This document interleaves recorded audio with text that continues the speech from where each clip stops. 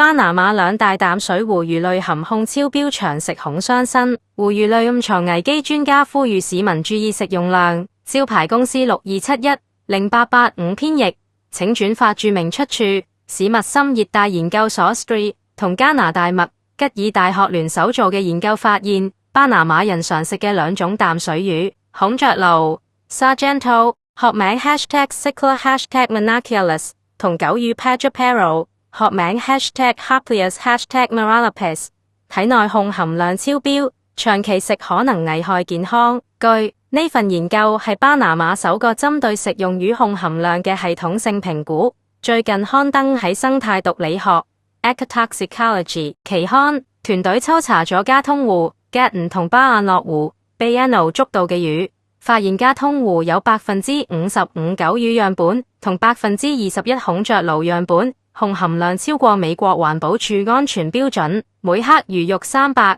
納克，情況值得關注。STRI 專家指出，呢兩種魚喺當地社區好常食，孔雀鱸仲係休閒釣魚同手工捕撈嘅主要目標。研究警告，長期食含控魚會損害神經系統，孕婦同細路風險更大。團隊根據數據建議，加通湖孔雀鱸每星期最多食一次，加通湖狗魚每2星期一次，巴亞諾湖狗魚每星期最多食一次。熱帶研究所研究領頭人馬麗索學者強調，控污染係全球問題。巴拿馬作為水域公約簽署國，應該加快建立監測機制，同埋向公眾提供食魚指引。研究仲發現，加通湖魚嘅體型越大，控含量越高，反映生物累積效應，即係控除食物鏈向上層生物積聚。呢個現象喺多個熱帶生態系統都有記錄。專家促請政府跟進調查污染源頭，擴大檢測其他食用魚種，制定更完善嘅漁業同公共衛生政策，